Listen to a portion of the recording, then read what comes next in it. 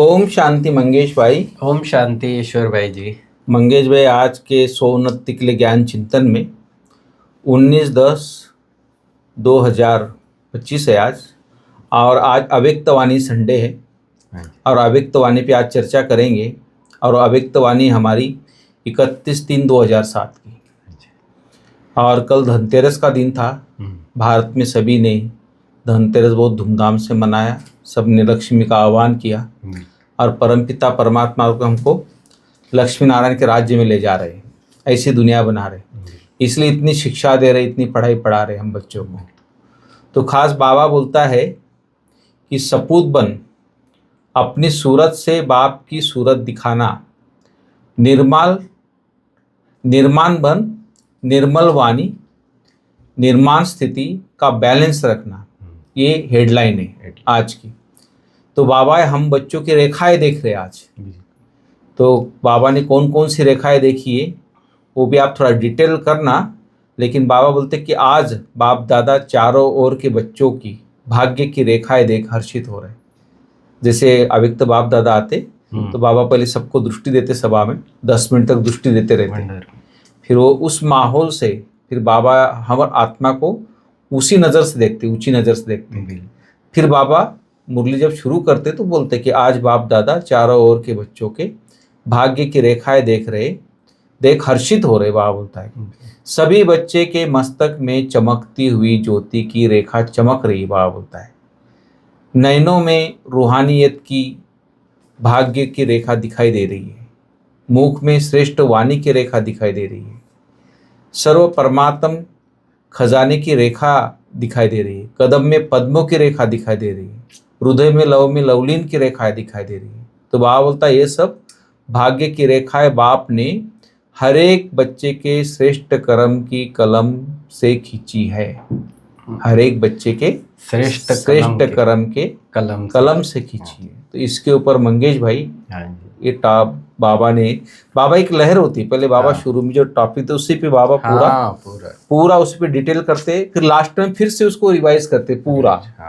तो वो थोड़ा वही ज्ञान सागर का कमाल है। ज्ञान सागर का कमाल, एक एक पॉइंट इतना मतलब जैसे खजाना तरावटी माल जो कहते हैं ना, तो आज की जो अव्यक्तवाणी है तो इसमें ये पूरा जैसे, और बात में से बात बाबा की, जैसे बाबा ज्ञान का सागर है ना, तो सागर में लहरें, लहरों में लहरें, ऐसे है आज की वाणी में बड़ी लहर। तो जो बाबा ने कहा, और बाबा का देखो बोलने का तरीका भी देखो कि कितना मतलब दुनिया से एकदम न्यारा है जी। विचित्र बाबा देखो चेहरे में रेखाएं देख रहा है जी, और रेखाएं किस प्रकार की कि मस्तक में चमकती हुई रेखा देख रहे हैं, ज्योति की चमक, आत्मा की चमक देख रहा है बाबा। बिल्कुल। फिर नयनों में रूहानियत के भाग्य की रेखा, नयनों में रूहानियत, चेहरे में यहाँ भ्रुकुटी में ज्योति की रेखा, मुख में श्रेष्ठ वाणी के भाग्य की रेखा जी, मुख में श्रेष्ठ वाणी के भाग्य की रेखा, होठों पे रूहानी मुस्कुराहट जी। कैसा मतलब एक कवि जो होता है, कवि जैसे अपनी कल्पनाएं, या ऐसे ही ज्ञान सागर बाबा कितना मनोरंजक रूप से उन बातों को यहाँ से स्टार्ट किया, आत्मा से फिर भाग्य उसका, फिर नयन, बिल्कुल, फिर लास्ट में कर्म। तो बड़ा सुंदर कि होठों में रूहानी मुस्कुराहट देख रहे, हाथों में सर्व परमात्मा खजाने की रेखाएं देख रहे, हर याद के कदम में पद्मों की रेखा देख रहे हैं। कदम में ऊपर से नीचे तक पूरा और रूहानी ढंग से जी। हर याद के कदम में पद्मों की कमाई देख रहे हैं, हर एक के हृदय में बाप के लव में लवलीन की रेखा देख रहे हैं, हार्ट का। बहुत बड़ी बात। ऐसा श्रेष्ठ भाग्य हर एक बच्चा अनुभव कर रहे हैं ना, क्योंकि यह भाग्य की रेखाएं स्वयं बाप ने हर एक के श्रेष्ठ कर्म की कलम से खींची है। बाबा ने खुद नहीं खींचा, बाबा ने हमको अपनी गोद में बिठा, जैसे आपने देखा होगा बचपन में हम लिखते हैं तो माता पिता या ऐसे हाथ पकड़ के आपको लिखना, हाँ, सिखाते, कलम हमारे हाथ में है, हाँ, वो सिखाता है, लेकिन घुमाते हो, हाँ स्टार्टिंग। तो ये बाबा कहता है कि बाबा ने भाग्य की रेखा बच्चों के हाथ में श्रेष्ठ कर्म की कलम दिया, और फिर बाबा कहता है कि तुम खींचो। ज्ञान के आधार पर हमारे हाथ में श्रेष्ठ कर्म की, कई बार बाबा बोलता है भाग्य की रेखा के लिए, बच्चे कलम तुम्हारे हाथ में मैंने दिया है, तुम जितना अपने भाग्य की लंबी रेखा खींचना चाहिए खींच सकते। बिल्कुल, ये बाबा ने महावाक्य। हाँ, तो वही भाव बाबा का कि यह भाग्य की रेखा स्वयं बाप ने हर एक के श्रेष्ठ कर्म की कलम से खींची है जी। इस समय का पुरुषार्थ अनेक जन्म की प्रारब्ध बना देता है। बिल्कुल, संगम का पुरुषार्थ एक जन्म का अनेक जन्म की प्रारब्ध, इवन बाबा ने कहा है कि सारी कल्प की प्रारब्ध यही नोंद हो जाती। अभी के यह दिव्य संस्कार आपका नया संसार बना रहे हैं, तो स्वयं ही स्वयं के चेकर बनो। भविष्य संसार के संस्कार अभी प्रत्यक्ष जीवन में अनुभव होते हैं। भविष्य संसार के संस्कार अभी प्रत्यक्ष जीवन में अनुभव होते हैं। भविष्य संसार में, अब भविष्य संसार और वर्तमान संगम युग का पुरुषार्थ, इसकी बाबा कंपैरिजन, भविष्यवाणी बाबा सतयुग की बात कर रहा है। हाँ, सतयुगी संस्कार अभी आप में दिखाई देने चाहिए, ये बाबा कहने का मतलब। और उसको बाबा ने देखो इतना सुंदर रीति से जोड़ा है कि भविष्य संसार में एक राज्य होगा। हाँ, बिल्कुल, विश्व राजन एक ही होगा, विश्व महाराजन, सारे विश्व पर एक का राज्य। तो बाबा ने कहा भविष्य संसार में एक राज्य होगा। तो चेक करो कि अभी भी मन में, बुद्धि में, संबंध संपर्क में, जीवन में एक राज्य है। एक राज्य कहने का भाव बाबा का कि आत्मा का अकेले का अपने सर्व कर्मेंद्रियों पर, मन बुद्धि संस्कार पर राज्य है। कि माया उसको हिला देती है, दो तो नहीं हो जाते हैं कि कर्मेंद्रिया कुछ अलग कह रही, मन बुद्धि संस्कार कुछ अलग कह रहे, और आत्मा राजा कुछ अलग कर रहा है। मंगेश भाई, ये बहुत बड़ी तपस्या है। हाँ, तपस्या। और देखो ना, सुनने में माना एकदम ऐसे लगता है कि इजी, लेकिन जब प्रैक्टिकल में, जब जैसे बाबा ने किया, बिल्कुल बाबा जैसे दरबार लगाता था, इस तरह प्रैक्टिकल करना बहुत हाँ मेहनत है। इसलिए बाबा कई बार बाबा ने मेहनत शब्द यूज किया है कि मेहनत तो करनी ही पड़ेगी। और बाबा ने कहा कि अपने चेकर स्वयं बनो, बिल्कुल, आज के महावाक्यों में। तो फिर ये हो गया राज्य की बात की, एक का राज्य है, माना कर्मेंद्रिया, मन बुद्धि संस्कार सहित मेरे कंट्रोल में है, ये कहने का भाव। कि कभी कभी आत्मा के राज्य के साथ साथ माया का राज्य भी आ जाता है। देखो अब जोड़ना इसको, मतलब फ्लो इतना सुंदर है कि पहले रेखाएं देखी, फिर रेखाओं से प्रारब्ध देखी, फिर प्रारब्ध से भविष्य संसार, और भविष्य संस्कार के लिए वर्तमान संस्कार चाहिए। तो भविष्य संसार में होगा कि एक राज्य होगा, पहली कंडीशन। तो बाबा पूछता है कि तुम्हारा अभी अपना पर एक राज्य है जी। फिर जैसे भविष्य में प्रारब्ध में एक राज्य है, दो नहीं, तो अभी भी दो राज्य तो नहीं है। जैसे भविष्य राज्य में एक राज्य के साथ फिर दूसरा है, वहां एक धर्म है। हाँ, बिल्कुल, हाँ, एक राज्य एक धर्म, हाँ, ऐसे कहते हैं ना। तो बाबा कहता है एक धर्म, वह धर्म कौन सा है? संगम युग का हमारा धर्म, ब्राह्मणों का संपूर्ण पवित्रता की धारणा ही धर्म है। बिल्कुल, संपूर्ण पवित्रता की धारणा का धर्म है। तो अभी चेक करो कि पवित्रता संपूर्ण है, स्वप्न में भी अपवित्रता का नाम निशान तो नहीं है। पवित्रता अर्थात संकल्प, बोल, कर्म और संबंध संपर्क में एक ही धारणा संपूर्ण पवित्रता की हो, ब्रह्मचारी हो जी। पिछली भी वाणी में बाबा ने कहा था कि संपूर्ण पवित्रता माना ब्रह्मचारी जी, जहाँ स्वप्न और संकल्प में भी कहीं व्यर्थ भी टच नहीं, ऐसी जी। फिर एक राज्य एक धर्म, उसके बाद है सतयुग में सदा सुख शांति संपत्ति, अखंड सुख अखंड शांति अखंड संपत्ति जी। सतयुग का ये वर्णन है कि अखंड सुख अखंड शांति अखंड संपत्ति जी। तो बाबा कहते उसको बाबा ने कैसे जोड़ा है आप देखो तो चेक करो। अविनाशी सुख, परमात्मा सुख, अविनाशी अनुभव होता है। कोई साधन व कोई सेल्वेशन के आधार पर सुख का अनुभव तो नहीं होता है।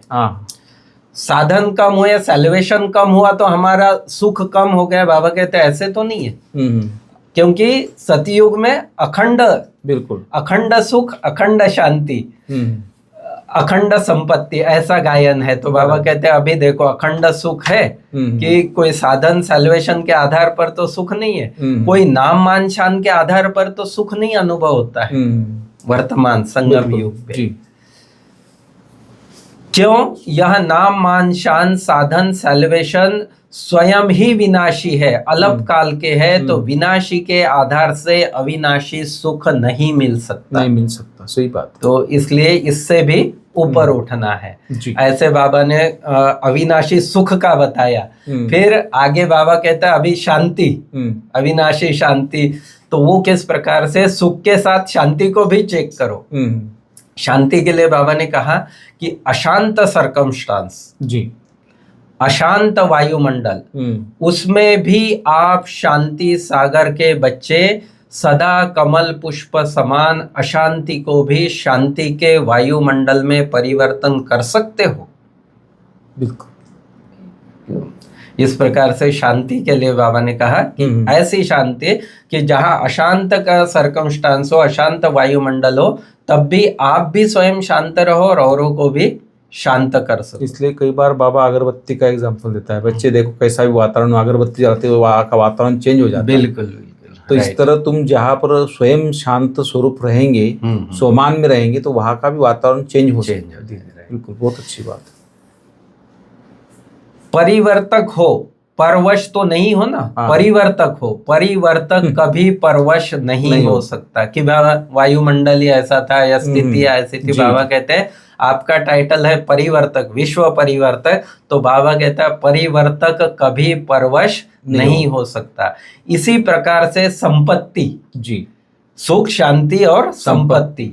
तो संपत्ति के ऊपर बाबा समझा रहा है कि अखुट संपत्ति, वह अखुट संपत्ति स्वराज्य अधिकारी की क्या है? ज्ञान, गुण और शक्तियां। ये हमारी स्वराज्य अधिकारी की संपत्ति है। ज्ञान, गुण और शक्तियां स्वराज्य अधिकारी की संपत्ति है। ज्ञान का अर्थ है समझ। ज्ञान का अर्थ है समझ, तो हर संकल्प, हर कर्म, बोल ज्ञान अर्थात समझदार, नॉलेजफुल बन के करते हैं। सर्वगुण प्रैक्टिकल जीवन में इमर्ज रहते हैं। सर्व है या यथाशक्ति है। इसी प्रकार सर्वशक्तियां, आपका टाइटल है मास्टर सर्वशक्तिवान। सर्वशक्तिवान नहीं तो सर्वशक्तियां संपन्न है। दूसरी बात, सर्वशक्तियां समय पर कार्य करती है, समय पर हाजिर होती है। ये बाबा संपत्ति के लिए बाबा बता रहा है कि जो आपकी ये ज्ञान, गुण और शक्ति आपकी संपत्ति है, तो शक्ति में भी बाबा ने फिर और दो बातें जोड़ी कि शक्तिशाली तो हो लेकिन मास्टर सर्वशक्तिवान हो, और शक्तियां संपन्न है और शक्तियां समय पर कार्य करती है। ऐसा नहीं कि समय जाने के बाद कार्य करे तो फिर शक्तिशाली नहीं कहेंगे। इस प्रकार से बाबा ने एक धर्म, एक राज्य और एक फिर अखुट सुख, शांति और संपत्ति। इस प्रकार से बाबा सतयुग के साथ संगम को कंपेयर किया और जोड़ा, और कैसी धारणाएं हमारी होनी चाहिए वो बात बड़ी सुंदर रीति से बाबा ने बताई। फिर बाप दादा, अभी इशारे बाबा, बाप दादा ने पहले से ही इशारा दिया है कि बहुत काल का, अभी का अभ्यास बहुत काल की प्राप्ति का आधार है। आधार, बिल्कुल। ये जो अक्सर ब्राह्मणों के संकल्प रहते हैं ना, या कहते हैं बातचीत में कि कर लेंगे, समय अभी है समय, बाबा कहते नहीं, बहुत काल का अभ्यास ही बहुत काल की प्रारब्ध बनाएगा, काम आएगा। अंत में हो जाएगा नहीं सोचना, हो जाएगा नहीं, होना ही है। क्यों? स्वराज्य जो अधिकार है वह अभी बहुत काल का अभ्यास चाहिए। अगर एक जन्म में अधिकारी नहीं बन सकते, अधीन बन जाते, तो अनेक जन्म कैसे राज्य अधिकारी रहेंगे? सही बात।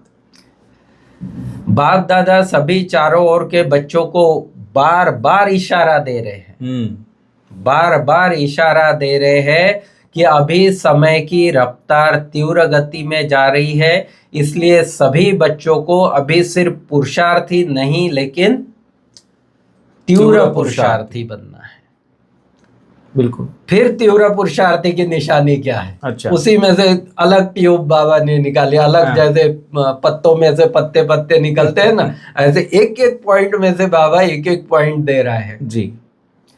तो पुरुषार्थ नहीं, लेकिन अभी तीव्र पुरुषार्थी बन, पुरुषार्थ की प्रारब्ध का अभी बहुत काल से अनुभव करना है।